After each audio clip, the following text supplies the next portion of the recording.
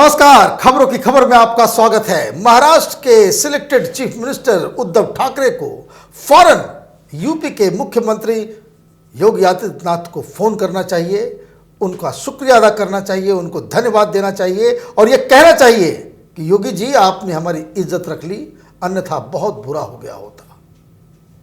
ऐसा मैं इसलिए कह रहा हूं क्योंकि आज एक ऐसी घटना हुई है, ऐसी शर्मनाक घटना हुई है महाराष्ट्र में कि जिसका खामियाजा अगर पुलिस यूपी की चौकन्नी नहीं होती तो जिसका खामियाजा पूरे देश को भुगतना पड़ता।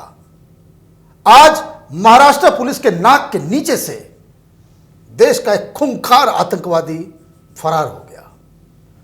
ये वो आतंकवादी है जिसको पुलिस और उस सर्किल में डॉक्टर बॉम्ब कहा जाता है। इसका नाम जलीस अंसारी है। ये हिंदुस्तान के अंदर में कम से कम 50 बम धमाके कर चुका है। इसके रिश्ते ये सिमी जो आजकल पीएफआई बनकर के घूम रही है, जो पूरे देश में आग लगा रही है, हिंसा भड़का रही है, जो लोग पकड़े गए हैं एसडीपीआई के, ये सब उसी सर्किल के लोग हैं जो पहले सिमी और इंडियन मुजाहिदीन के लिए काम किया करते थे। और ये जलीस अंसारी वो खतरनाक आतंकवादी था जो बॉम्ब बनाने में एक्सपर्ट था।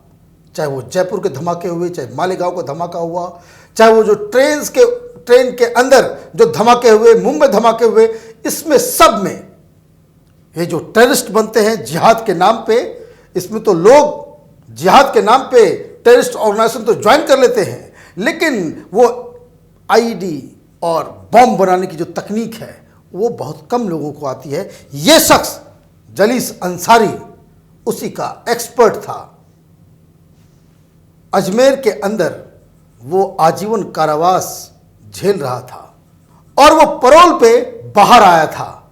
सवाल बहुत सारे पूछे जाने चाहिए। पैरोल देने का अधिकार किसका होता है? स्टेट गवर्नमेंट की। सरकार किसकी है? कांग्रेस पार्टी की। पैरोल कैसे मिल गया उसे? कोर्ट में सरकार ने उसका विरोध क्यों नहीं कहा?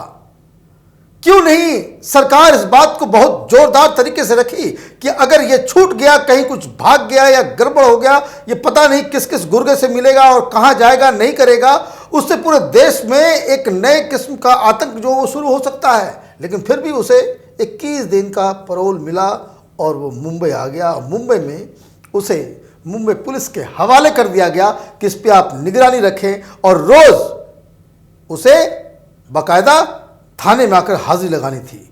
17 तारीख उसके पैरोल का आखिरी दिन था और सवेरे उसका बेटा आया और ये कहा कि उसके अब्बा हुजूर गायब हो गए, फोन नहीं लग रहा, हड़कंप मच गई। अब सवाल यहां पे दूसरा है, क्या मुंबई पुलिस इतनी लापरवाह है कि इतने बड़े खूंखारी आतंकवादी जो 50 से ऊपर ज्यादा इस देश के अंदर में धमाके कर चुका है, देश में भी वातावरण कैसा है? जिस तरीके से आप देखिए सीए के नाम पे ये इस्लामिक कट्टरवादी संगठन पूरे देश में आग भड़का रहे हैं। ऐसे मौके पे ये आतंकवादी मुंबई में खुला छूप घूम रहा है और पुलिस वाले की उस पर नजर नहीं गई। उसके बेटे ने आकर के कह दिया कि भाई वो तो गायब हो गए, पता नहीं, उन्होंने कहा था कि वो मस्जिद जा रहे हैं नमाज पढ़ने, उसके बाद से वो लौटे नहीं है, फोन काम नहीं कर रहा।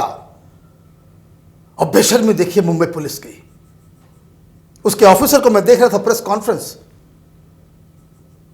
बाकायदा उसने, क्योंकि खबर बाहर आई, पुलिस वाले को आना पड़ा। एक यंग ऑफिसर हंसता हुआ, मुस्कुराता हुआ, दांत दिखाता हुआ ये बोल रहा है कि कुछ फैमिली प्रॉब्लम है इसलिए वो गायब हो गए, वो मिल जाएंगे। पता नहीं क्या सीरियसनेस है। इसलिए मैं बार बार कहता हूं कि जब से ये सरकार बनी है, ये एनसीपी जिसके नेताओं के रिश्ते ये दाऊद के गैंग के साथ है, इस पे इन्वेस्टिगेशन चल रहा है। वोरा कमेटी की रिपोर्ट बता रही है। पता नहीं मोदी सरकार को क्या हुआ है, उन फाइलों को क्यों खंगाल नहीं रही है। चलते फिरते ये आत्मघाती बॉम्ब्स को इन लोगों ने खुला छोड़ रखा है। राजनीतिक क्या मजबूरी है वो पता नहीं, लेकिन मैं शुरू से इस बात को कह रहा हूं कि एनसीपी सरकार नहीं बनी थी तब से मैं कह रहा हूं, हमारे पुराने वीडियोस को जाकर के देखिए कि एनसीपी सिर्फ एक चीज में इंटरेस्टेड है कि उसको होम मिनिस्ट्री चाहिए, पुलिस उनके कब्जे में चाहिए। और ये दाऊद का ये आदमी, ये आतंकी, ये भाग गया। पुलिस वाले कह रहे हैं कि वो घर में कुछ प्रॉब्लम हुआ था। कुछ ही घंटों बाद वो मुंबई से गायब हुआ। ये समझ लीजिए कि इसका मतलब वो कल आया था। कल उसने, क्योंकि कानून के मुताबिक हर रोज उसे हाजिरी देनी होती है थाने में, तो इसका मतलब वो कल आया था और आज वो कहां मिला? कानपुर में। जैसा कि यूपी के डीजीपी ने बताया कि जैसे ही वो गायब हुआ तो महाराष्ट्र की पुलिस ने यहां की जो स्पेशल टास्क फोर्स है उससे संपर्क किया और एहतियात बरतने के लिए कहा गया कि हमारा ये आतंकी भाग गया है, ज़रा देखिए। वो भी मैं आपको बता दूं, ये सिर्फ यूपी ही नहीं उसने फ़ोन किया होगा, वो हर जगह बता दिया हो ताकि कभी कोई दिक्कत हो तो वो बताए कि भाई हमने हर पुलिस वाले को, वो जो सरकारी काम करने का जो तरीका होता है वो भागा कैसे, इसका जवाब कौन देगा। अभी तक वो जो अधिकारी हैं, जो जिम्मेदार लोग हैं, वो सस्पेंड क्यों नहीं हुए हैं महाराष्ट्र के अंदर? जिन लोगों की जिम्मेदारी थी कि उस पर नजर रखे, आतंकवादी भाग के चला जाएगा। ये भाग के गया नहीं, इसके भगा दिया गया। वो तो खैर मनाइए कि यूपी की पुलिस आजकल पीएफआई नेटवर्क के ऊपर थोड़ा ज्यादा मेहरबान है। ये जितने आतंकी संगठन जो इसको कह सकते हैं कि जो खुफिया तंत्र, जो आतंकवाद का जो घुला हुआ है आम लोगों के बीच उत्तर प्रदेश में, उस पर कड़ी नजर रखी हुई है। तो ये सुराग मिल गया। ये शख्स जुमे की नमाज के बाद कानपुर में एक छोटी सी मस्जिद के बाद वो एक बच्चे का हाथ पकड़ के जा रहा था और बहुत ही ड्रामेटिक तरीके से इसे पुलिस वाले ने धर दबोचा और इसे अब लखनऊ लेकर के आया गया है। अब सवाल कई सारे उठ रहे हैं। सवाल ये उठ रहा है कि एक ही दिन में, जैसा कि मैंने बताया कि कल वो मुंबई में था और अचानक से वो कानपुर कैसे पहुंचा और किस लिए पहुंचा। यह आखिरी दिन था उसके पैरोल का। उसको 17 तारीख के बाद अजमेर जेल वापस जाना था और आज आखिरी दिन ही वो अचानक से गायब हो जाता है। पिछले 21 दिन में वो किससे मिला, क्या किया? क्या ये फिर से इस देश के अंदर में बॉम्ब सीरियल ब्लास्ट करने की कोई साजिश चल रही है और उसके लिए वो बम बनाने वाला कोई आदमी चाहिए था जिसे बुलाया गया? और इसकी हिस्ट्री बताइए। इसकी पूरी ट्रेनिंग पाकिस्तान में हुई है। जितने भी जो सोफिस्टिकेटेड बम धमाके हुए, आपको याद होगा कि हर बार जो लोग 2005-6 उसके पहले जब हर साल कहीं न कहीं धमाके होते थे, इंडियन मुजाहिदीन का नाम आता था और हर बार पुलिस कहती थी कि एक सिमिलर पैटर्न है, एक ही तरह का बम इस्तेमाल हो रहा है, यही बनाने वाला डॉक्टर बॉम्ब। तो आज ये छूट गया। अब सवाल ये है कि अब वो कानपुर क्या करने आया था? क्या वो नए ढंग से वो फिर से कोई ऑपरेशन करने जा रहा था या किसी स्लीपर सेल के लिए वो काम करने वाला था? बम बना करके लोगों को हाथ में देने वाला था कि सीए के नाम पे, एनआरसी के नाम पे जो आंदोलन चल रहा है वो बम धमाके हो, या फिर वो विदेश भागने की फिराक में था? कई सारी चीजें हो सकती है। और अच्छा है कि डॉक्टर बॉम्ब योगी की पुलिस के कब्जे में है। 2-3 दिन लगेंगे, सब कुछ अपने आप उगल देगा। तब हमें मालूम चलेगा कि ये मसला कितना सीरियस था और किस तरह की लापरवाही महाराष्ट्र की पुलिस, मुंबई की पुलिस ने की है। अब कई सवाल उद्धव ठाकरे के सामने होगा। एज ए चीफ मिनिस्टर ये उनसे पूछा जाएगा कि इतनी बड़ी चूक कैसे हुई। ये उनसे पूछा जाएगा कि अभी तक वो पुलिस वाले, वो अधिकारी सस्पेंड क्यों नहीं हुए हैं।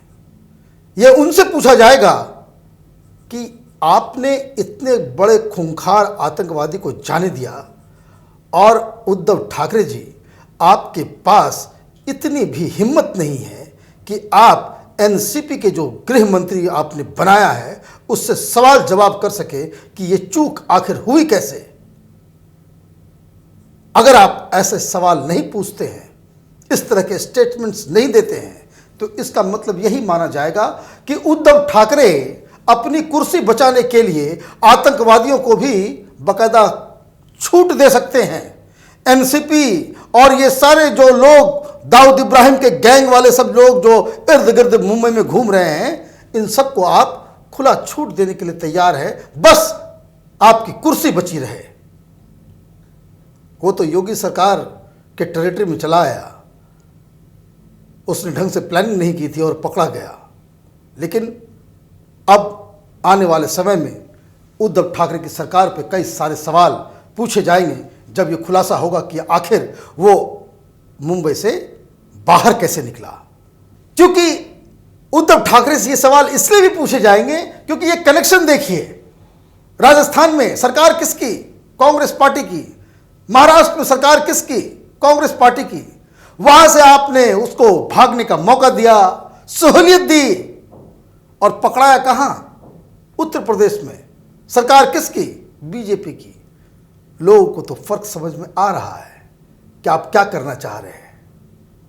देखना यह है कि 3-4 दिनों के बाद जब पुलिस अपने हिसाब से इस आतंकी के साथ पूछताछ करेगी तो क्या खबर बाहर निकलती है। हमारी नज़र इस पे बनी रहेगी। आप देखते रहिए कैपिटल टीवी। हमारे वीडियोस को लाइक कीजिए, शेयर कीजिए और हमारे चैनल को सब्सक्राइब कीजिए। धन्यवाद।